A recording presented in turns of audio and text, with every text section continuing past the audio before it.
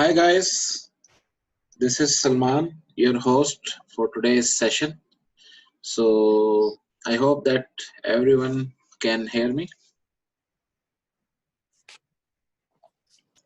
Yes, I can hear you. Okay, so we are about to start now. So before starting, just I would like to request that if everyone can mute their mic.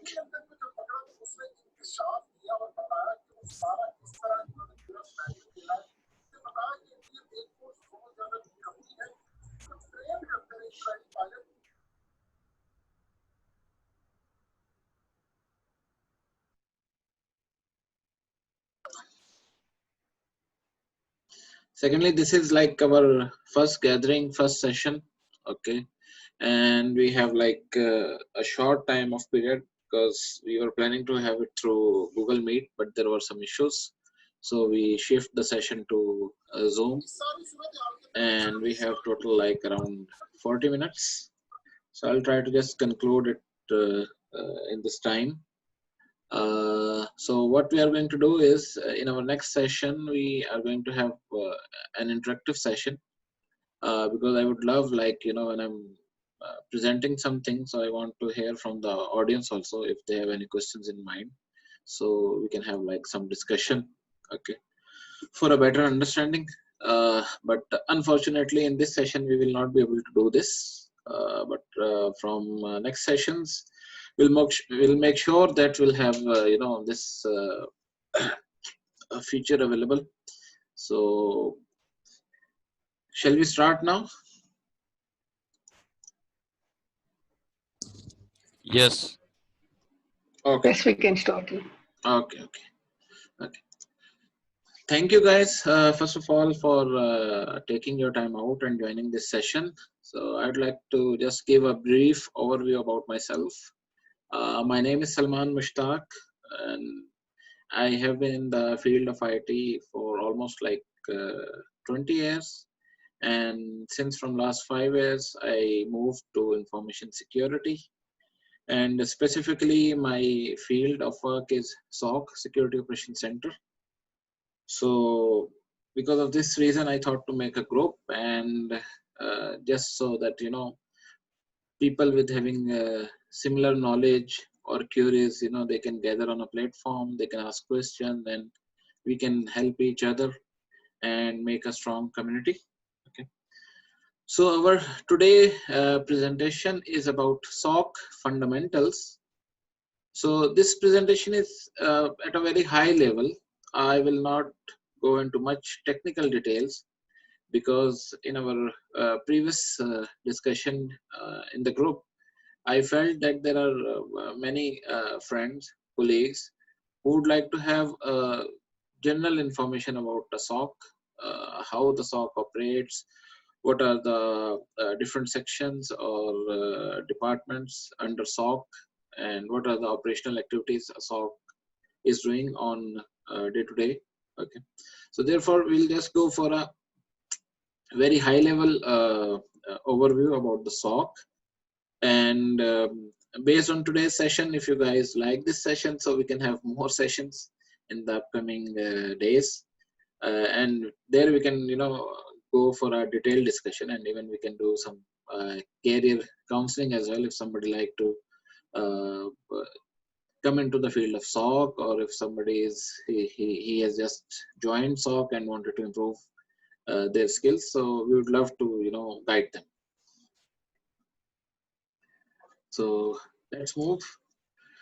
Security Operations Center, it is a dedicated unit established by any organization to handle and manage their security operations. Okay, it's a centralized unit that continuously monitors and analyzes ongoing activities on an organization's information systems such as networks, servers, endpoint, databases, application, websites.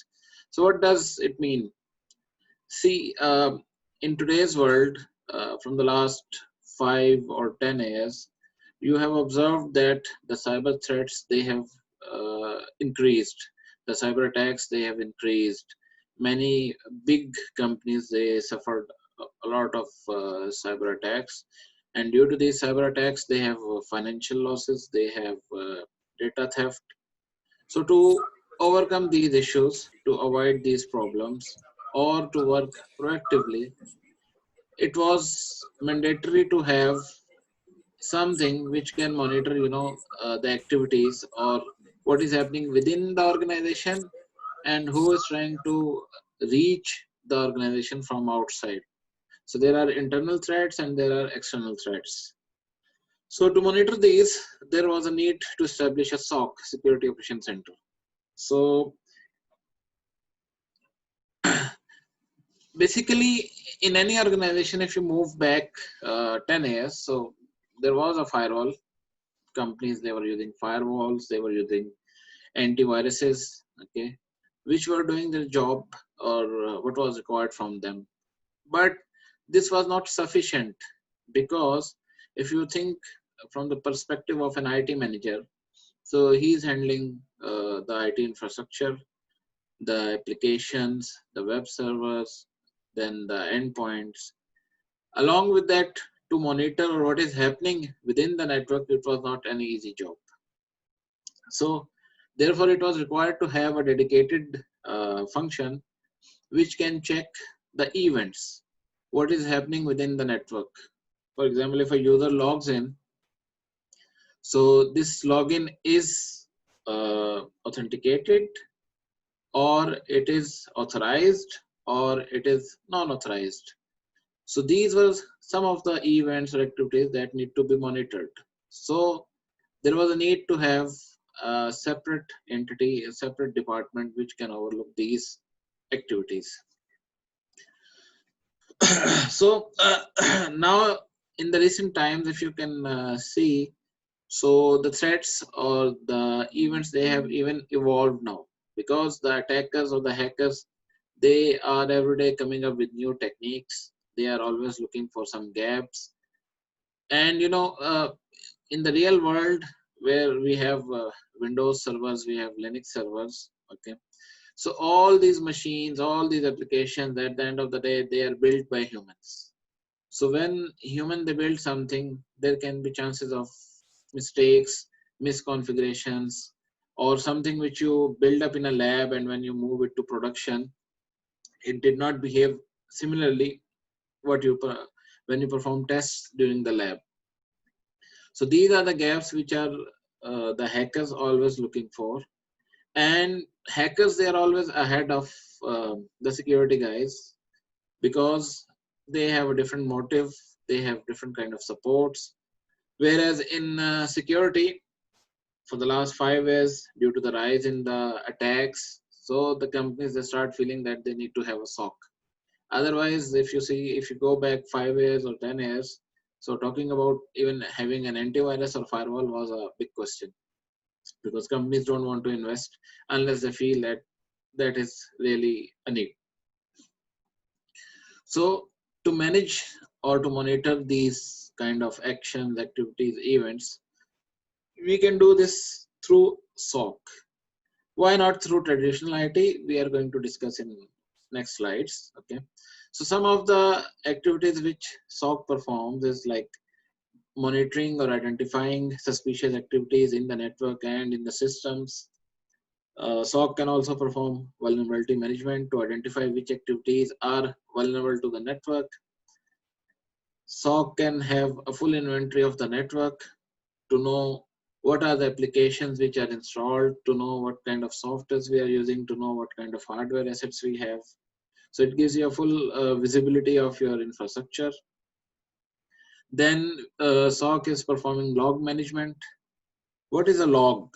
So basically, when any event or any action happened in a machine, so this is written somewhere, which is written as a log. Okay. So log captures different kind of details. The very first thing and very important thing is timestamp. So at what time this event happened. Then different kind of artifacts it can collect, like source IP address, destination IP address, what kind of action was performed. So these logs, then they need to be stored somewhere, because if there is a security breach or if there is forensic need at a later stage, so we need to have go through these logs or these events which happen in the past. So SOC is also responsible for performing log management. Then there are red, blue, or purple teaming activities which can be done through the SOC. SOC is also doing threat hunting and then eradicating internal blinders, because what I have seen from my experience, in a single day we are getting 1000 alarms. We'll discuss about alarms, how they're generating. So out of 1000 alarms, there are, you can say, like 900 alarms which are false positives. Okay, and the major reason for these false positive is misconfiguration within the network, because you are dealing with different devices, from switches, routers, operating systems, applications. Then you have the IT guys who are experienced in their work, but they are not aware how to fine tune these devices. So these devices can send us the important information. Okay, so we are getting a lot of information in a SOC, and an analyst, he has to go through all these alarms, alerts. So when we see these alarms, or when we get these alarms, then we can, eradicate, or we can try to remove or fine tune uh, the misconfigurations, and we can inform the concerned teams to fix those issues. So essential functions of SOC. So usually what activities a SOC can do? SOC can do network security monitoring, incident response, forensics. It can act as a command center. It can perform threat intelligence. It can perform self-assessment. But it depends on the different organizations, because if you go from one company to another company, you will not find the SOC doing all these activities. In some organizations, the SOC is only doing network security monitoring and incident response, which is usually in most of the organizations. Forensics is always carried out by another section, another department, another team. Sometimes you outsource this. Okay. Similarly, threat intelligence can be performed by SOC, and sometimes SOC doesn't perform threat intelligence in a full capacity, but in a minimum activity you can do some threat intelligence. We will discuss that also. And then self-assessment. So it varies, on the organizations how they choose the monitoring or the SOC functions they wanted to have. SOC capabilities. SOC can prevent security events. SOC can detect and respond to security threats. SOC share different kind of reports with different teams, with IT, with management. There are reports which you are sharing with different teams on daily basis. There are reports which you share with the teams on weekly basis, then monthly basis. So these reports gives idea about the security posture, or about the tools and technologies that you are using in SOC, how effectively they are working. Then SOC can work on incident management, threat identification, vulnerability management, and malware analysis. Okay. So how is the workflow? How things work in a SOC? This is the one of the most important slide I would like to discuss. So if you are working in an organization, so you have different kind of devices in your environment. As we discussed earlier, you have switches, you have routers, you have IPS, IDS, firewalls, email security solutions, you have Exchange server, you have web servers. So all these devices in the network, they generate logs, because whenever anything happen on these machines, the logs are generated. Okay, so the very first function of the SOC is to collect those logs from various devices and send them to the SIM. So SIM is basically, it's a software or application which collect those logs. After collecting those logs, it does different kind of actions on those logs, make them readable, presentable, and then the analysts in the SOC, they review those logs. So the very first function in a SOC is collection of the data, collection of the logs from different points. Now, important thing is that because in SOC there are different kind of roles. There is an analyst whose function or whose job is to monitor the alarms, monitor the events, okay, make initial triage on these events, and then forward this event to the senior analyst in the SOC or to the incident response team, which can within SOC or which can be outside the SOC. So sometimes the function is with SOC itself to do the incident response, and sometimes the function is with the IT team, or maybe there's another dedicated team which is handling the incident response. Okay. So once the logs they are sent towards the SIEM solution, okay, the next thing is to ingest them, to collect these logs, okay, and then identify these logs. So you need to identify the threat data, the flow data, and other contextual data along with the log data, and it's sent to the SIEM for event correlation. So it will do relationing between different events, sort these events. For example, authentication failures, they will be sorted at one place. Then if there are different kind of attacks, so these attacks will be tagged like brute force or any other kind of attacks, okay, and identification of any other anomalous activity. So the ingestion will done. Then the analyst, he will validate these logs, okay. Now in a SOC, in a single day, we are like receiving 20 million logs, okay. So reviewing all these 20 million logs by a single analyst is not possible, okay. So maybe it depends on the organization size. The logs can be more than 20 million or they can be in few millions, but for sure they are like more than a million for a single day. Now what is happening? You get support from the SIEM solution. This is the functionality of the SIEM solution to aggregate those logs according to their classification and their common events. So then an analyst, he can go through these logs quickly to analyze, and also the SIEM solution, it does some machine learning or artificial intelligence on those logs, and it shows you like suspicious activities or suspicious behaviors. Then it's the role of the analyst to validate those events, to check if the logs or the events that we received, they are false positive or they are true positive. So it means that it is a real threat or there is a misconfiguration which generated this alarm.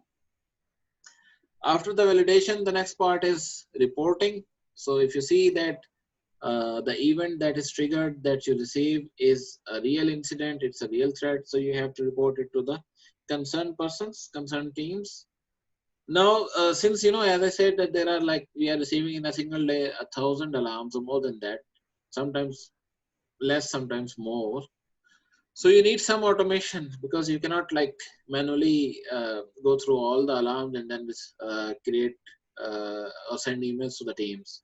So usually organizations, they use a ticketing system. So what happens when you see an alarm and when you do triage in analysis, initial investigation on that alarm, and you are sure that this is a threat, so then you open a ticket in the ticketing management system that is for this organization.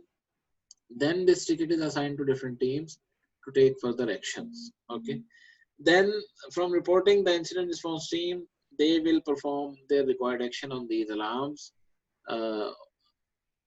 Maybe for example, if you see there's someone trying to do reconnaissance, okay, so what you do, you are going to open a ticket and ask the concerned teams to block the IP from the firewall. So this is one kind of containment. Or if you see somebody is trying to do intrusion activity, okay, so similarly you can block the IP, you can block the file hash. If you see that there is an outbound communication from your network, so again you can block this from the proxy, from the email gateway, from the firewall. So this is part of response. So how you have to contain that threat. And then the last section in the SOC workflow is to document the event. So whenever there is an incident, so you have to create an incident report. This incident report will contain all the artifacts, like the basic description about the incident, then what were the IOCs, indicator of compromises, the IPs, the hashes, domain name, or any other thing you mentioned there. Then you also take some snapshots as an evidence, because this happens multiple times. I'll give you an example. We received one email from one of our vice president to uh, he received an email and he suspect that this email was like suspicious. So based on that email, we block the sender and we inform the concerned person to delete that email. Later on, we discovered that this email was from a vendor for one of the event, and then there was like a dispute between SOC and the other teams. So at that time, we used the evidence that we received this request to block this email, and we perform our investigation as well to see the sender, and we found that the sender is suspicious. So based on that, we blocked. But we did have the evidence to show to the management, so then they accept our investigation. Otherwise, sometimes, if you don't have proper evidences, we don't do a proper investigation, we can be in trouble also. So this is how I define now. See, if you can see on the left side, data types and data sources. So there are different kind of devices in the network. There are firewalls, databases, endpoints, web servers, file servers, email management server, router switches, IDS, IPS, and any other thing what you can think of generating logs. So all of these logs, they are sent to the SIEM. So the very first thing the SIEM does is collect these logs. After collecting, it does the normalization, because for each of the device, if you see the logs, they are not of same size, of same pattern, of same length. A log coming from semantic endpoint, it's a very short log with few details. A log coming from Cisco firewall, again, it's a very short log depending on the event. But if you go to a firewall, so F5 or Fortinet, these generate a huge logs. Okay, so if you just go through these logs manually, it will take a lot of time. So the very first thing you need to do after collection is to do normalization. So generally what you do, any kind of SIM that you are using, you create a parser. The function of the parser is to uh, take that information which is of importance in terms of like, so you can quickly view the alert, you can quickly have an triage analysis, okay, about the event, and then you can move on to the next phase. Okay, from there the logs are indexed, stored in a database, and then you do the correlationing. You have different kind of modules in a SOC or SIM. You have alerting modules which give you alerts about the events. You have reporting, you do some query or searches. You archive the logs, and there is a workflow to see how the things are going. All these can be displayed in the form of dashboards. Okay. Then the next section is components of SOC. So basically, what makes SOC? So SOC has three kind of components, that is people, processes, and technology. So a SOC requires cooperation and communication among people. Who are the people? They are analysts, they are operators, admin engineers, okay, who monitor and analyze an organization's IT infrastructure using the combination of processes, procedures, and technology. Okay. For this function, you need skilled people who should have proper knowledge of different technologies. Whenever you wanted to choose the field of SOC, so you should have at least some, if you wanted to function as L1 analyst, you should have at least knowledge of the networks, the operating systems, not in detail, but you should understand how these things work, okay?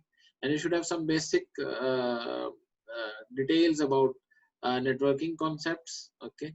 How the logs are generated. So these will help you to function as a better person in the SOC. Okay.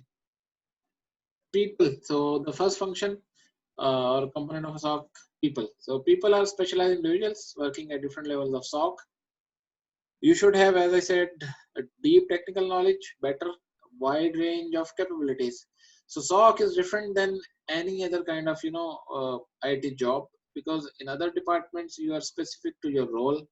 A system admin work on only system admin. He's not supposed to know networks. In enterprise level, a network engineer, he will look only about the switches, the routers, the firewalls. But to work as a SOC analyst, you should have knowledge about different things. You should know about operating systems. You should know about networks. You should know about firewalls. At least if you don't have much knowledge, so at least you should know about how these things work, the basic level of functionality, and then you should be capable of analyzing the logs which are coming from these different kind of endpoints. So a typical hierarchy of a SOC can be SOC manager, which is reporting to the CISO. Under the SOC manager, there can be L1 SOC analyst, L2 SOC analyst, there can be incident responder, there can be threat hunter, subject matter expert, or SIM engineer or system engineer who is responsible to manage the SIM solution. Components of SOC: processes. So processes are the building blocks of a SOC, because they give you an idea or a guidance how the SOC will function. Okay, so there is a business process which will tell you about administrative components which are documented for the efficient functioning of SOC. Okay, the operations, report preparations, log retentions. So for each thing you should have a process, because without process a SOC cannot function efficiently. If you don't know for how many days you need to retain a log, so you're not functioning properly. What are the requirements from the regulator? If the regulator want you to retain the logs for a period of 12 months, then you should retain these logs for a period of 10 months. So these are the basic building blocks of a SOC, where you talk about, or where you create different kind of procedural documents or guidelines. Then the technology process. So there will be guidelines how to use the technology, how you are going to perform vulnerability scanning, what are the process, what are the approvals needed, and all those things. Then the operational functionality of a SOC roster, SOC operational guidelines. If there are any incidents, how the teams are supposed to respond to those incidents. Then there are analytical processes. So when you have an incident, how you are going to take action on that incident. The very first thing is you need to make a triage analysis. You need to see the severity of the incident, if it is critical, high, medium, low. Based on that, you have to take further action. You have to engage the corresponding teams. Okay. Then technology. So technology is the last component of a SOC. Okay. So under technology, you have different things which are managed, monitored by SOC. For sure, SIEM is uh, the under the ownership of the SOC, SIEM solution, security monitoring tools. Then you have dashboards. Ticketing system can be from other teams, and you can just use it. And then you have some automated assessment tools which can do vulnerability management, vulnerability scans, and other things. Then types of SOC models. So there are three types of SOC models. So I'm going to just make it short, because I think we have just 4 minutes left. But if you like the overall idea or session, so we can have another session with more details, maybe, and with some technical discussions as well. Okay. So there are three types of SOC models currently. In-house, which is owned by a company or organization, or internal SOC model. Outsource SOC model, which is managed SOC or SOC as a service, and then hybrid, combination of outsource or in-source. So usually it depends on the different countries, the regulations, the compliance. So based on that, you choose your SOC model. Like here in Saudi Arabia, it is mandatory that the SOC should be within Saudi Arabia. So you can have in-house or you can have outsource SOC model, but outsource SOC model cannot be outside Saudi Arabia. In other countries, each country, they can have a different set of requirements. So based on that, you choose your SOC model if you are willing. So this I'm going to skip a few slides because it's just talking in detail about SOC models. Then when you have a SOC, so you need to make some assessment on the SOC in terms of like the functionality of the SOC, the efficiency of the SOC. So there are some different models from different organizations which can help you out in order to assess the maturity level of a SOC. So there is a SOC capability maturity model. There is a model from COBIT.